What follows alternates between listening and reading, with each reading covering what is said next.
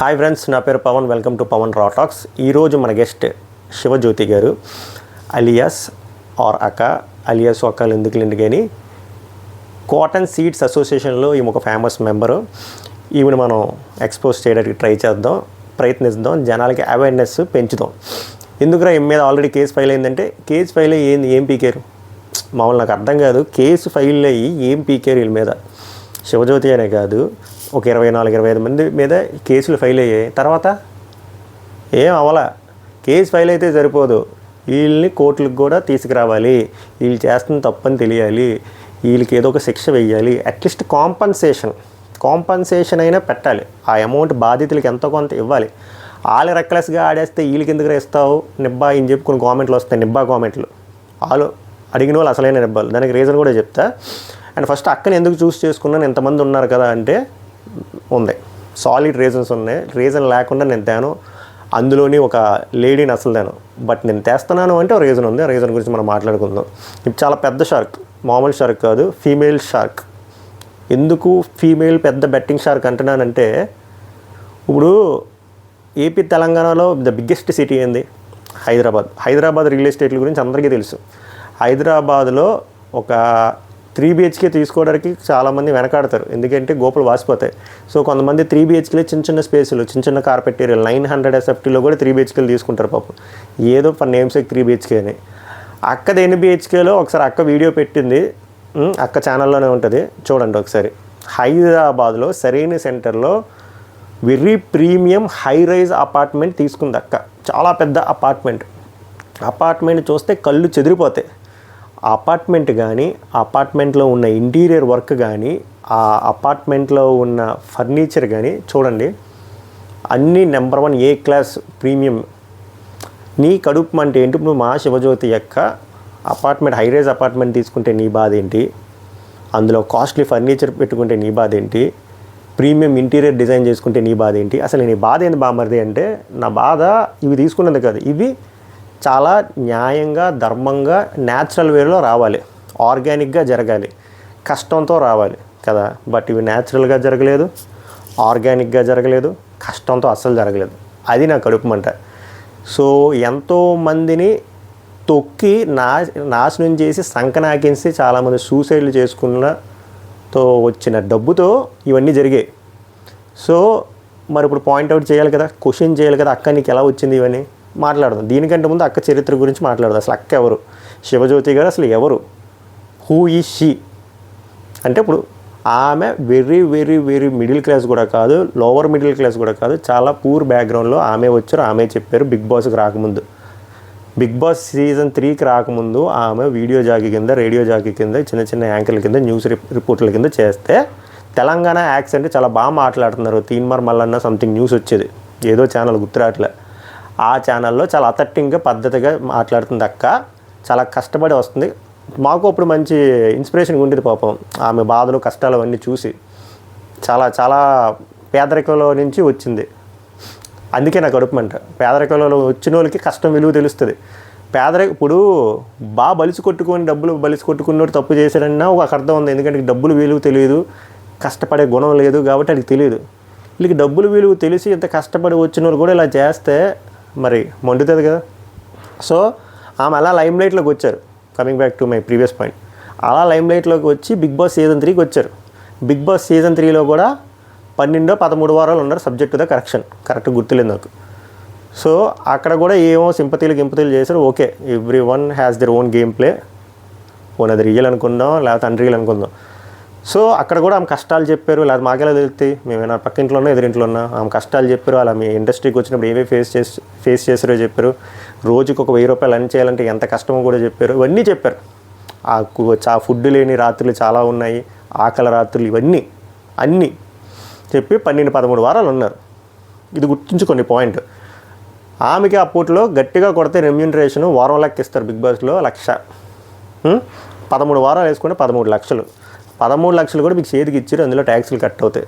కొన్ని ట్యాక్సులు కట్ అయిపోతే 3 లక్షలు ట్యాక్సులు కట్ అయిపోయింది అనుకుందాం. ఇప్పుడు 13 లక్షలు వచ్చాయి అనుకుందాం ఫర్ ఎగ్జాంపుల్, ఇది పెట్టుకుందాం. ఈ 13 లక్షలతో ఆమె ఏమైనా ఎక్కడైనా బిజినెస్ చేసినట్టు ఏమైనా మీకు కనబడితే నాకు చెప్పండి. ఆమె ఏం చేయలేదు. 13 లక్షలతో ఏం చేయలేము కూడా హైదరాబాద్లో.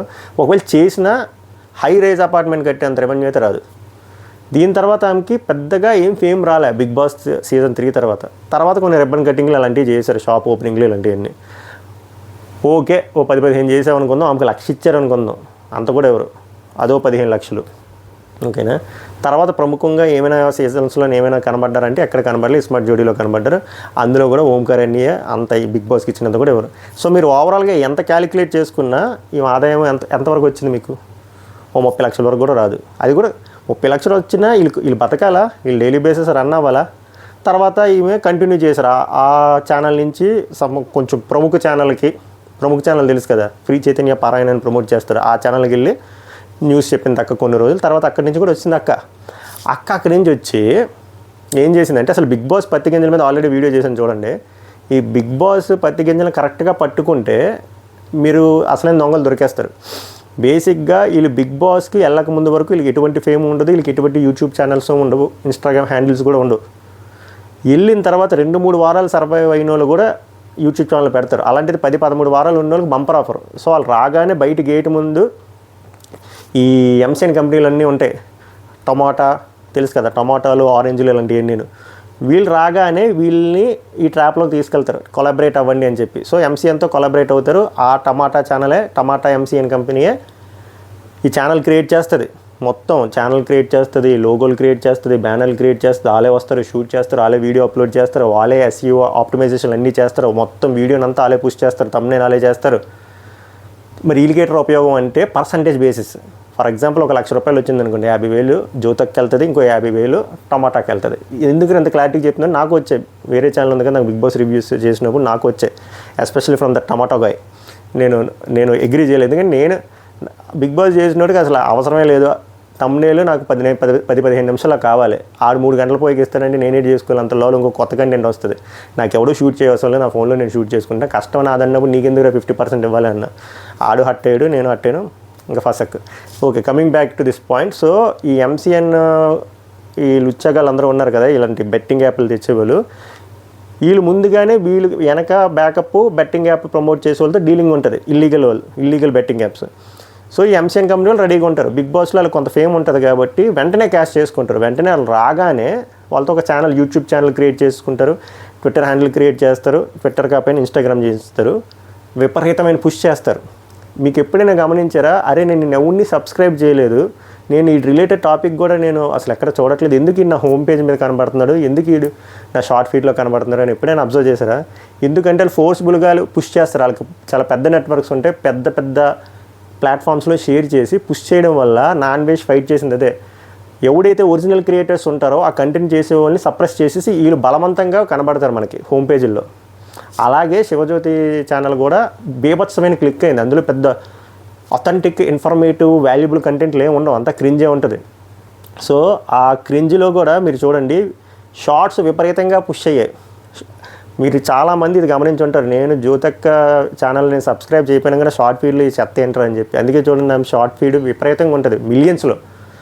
అప్పుడు మీరు అనొచ్చు, ఒరే నువ్వే చెప్తున్నావు కదరా మిలియన్స్ ఆఫ్ వ్యూస్ వస్తున్నాయి అని చెప్పి.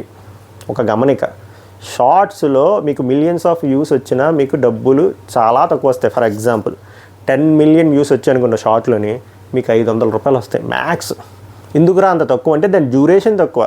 దాని డ్యూరేషన్ తక్కువ అయినప్పుడు దానికి యావరేజ్ డ్యూరేషన్ అవర్స్ ఎలా వస్తాయి? యావరేజ్ డ్యూరేషన్ అవర్స్ రాలేనప్పుడు నీకు పైసలు ఎలా వస్తాయి? నీకు అసలు డ్యూరేషన్ తక్కువ అయినప్పుడు యాడ్ ఎక్కడ ప్లేస్ చేసుకుంటాడు?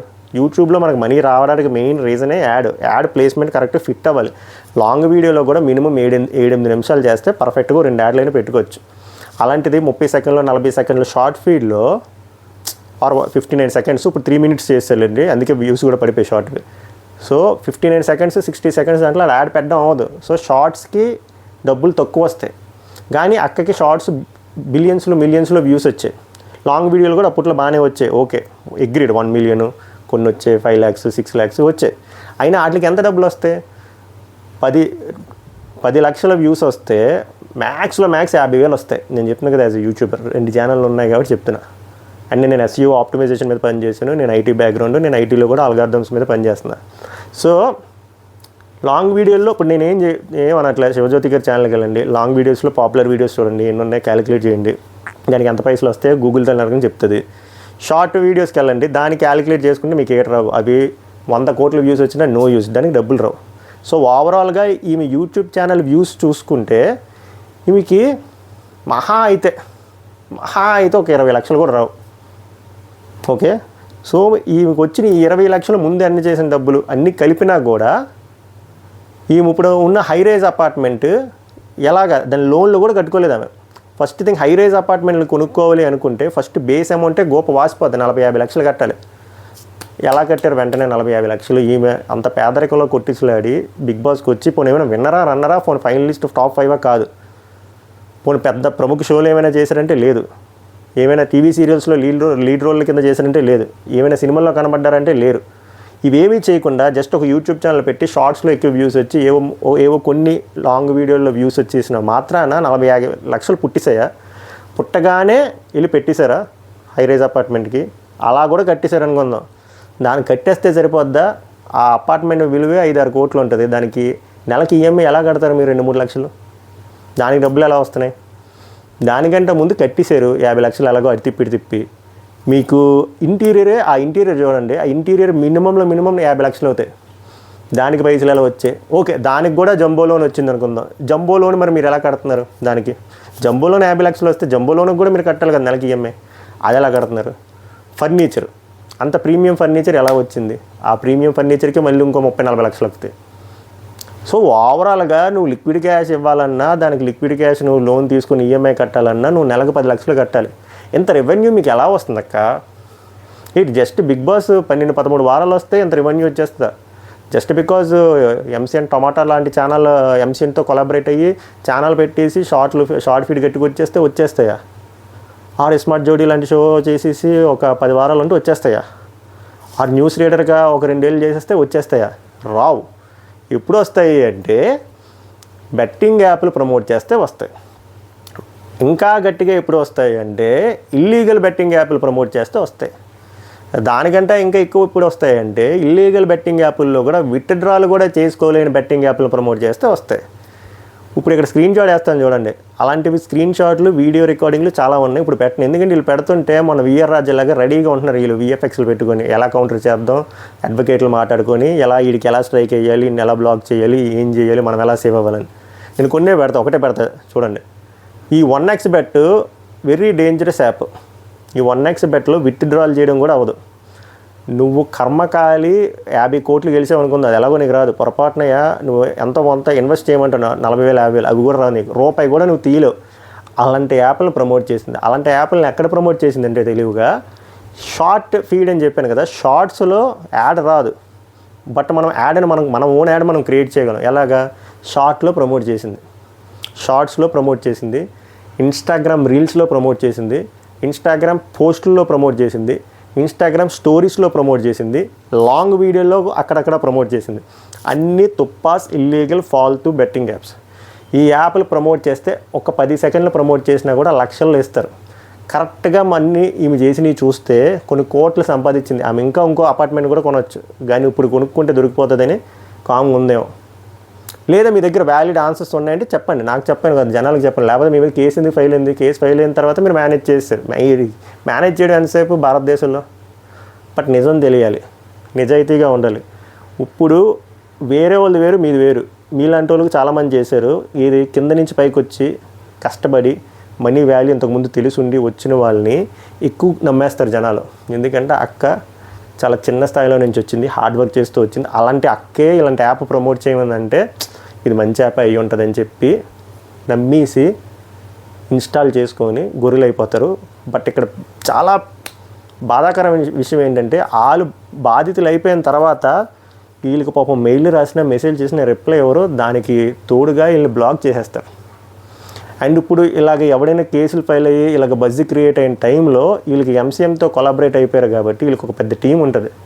వీళ్ళు ఏం చేస్తారు, అక్క ఏదైతే అన్ని షార్ట్స్లో కానీ కొన్ని 100 షార్ట్స్, కొన్ని 100 రీళ్ళు, కొన్ని 10ల సంఖ్యలో వీడియోలు బెట్టింగ్ యాప్లు వేరే కూడా ప్రమోట్ చేసినా వద్దు, అవన్నీ ట్రిమ్ చేసి పడేసింది యూట్యూబ్లో. ఫస్ట్ యూట్యూబ్ అని అన్నాలి ఈ ఫీచర్ ఇచ్చినందుకు.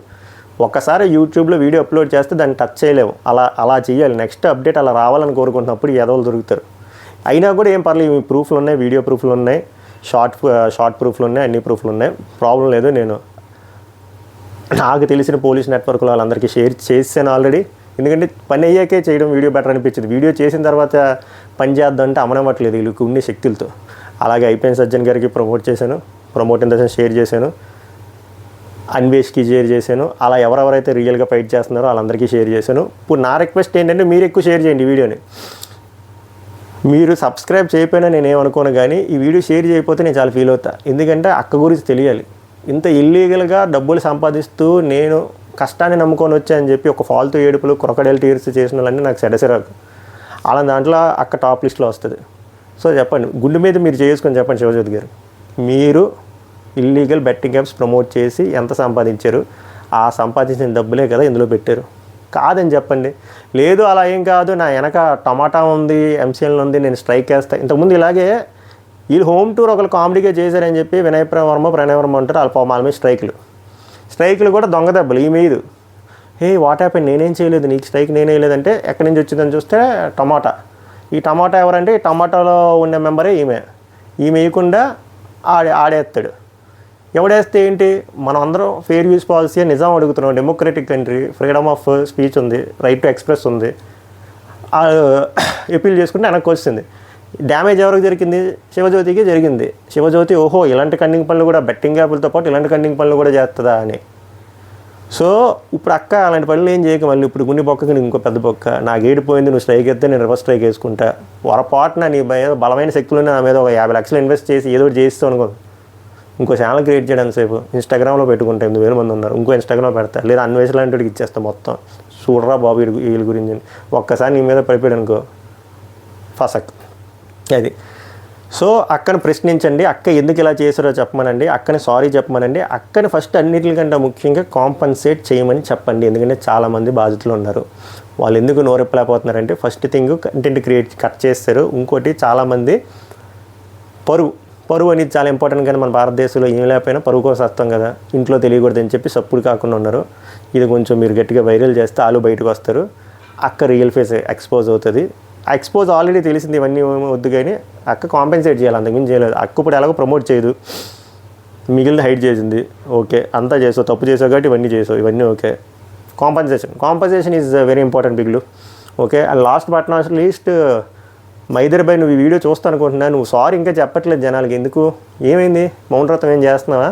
ఫస్ట్ వీడియో నీతో నేను స్టార్ట్ చేసిన ఛానల్కి, నువ్వన్నీ నాకు అంత ఇష్టం, నువ్వు సారీ చెప్పలేదు అనుకో నెక్స్ట్ నీ మీద వస్తుంది విత్ ప్రూఫ్లు, చాలా పెద్ద ప్రూఫ్లు, చచ్చిపోతావు వీడియోలు చూస్తే, తట్టుకోలో చెప్తున్నాను. నువ్వు ఐమాక్స్ దగ్గరికి వెళ్ళి రిక్వెస్ట్ చేస్తావు, అలాంటి ప్రూఫ్లు వస్తాయి, చూసుకో మరి, చెప్పి జనాలకు త్వరగా.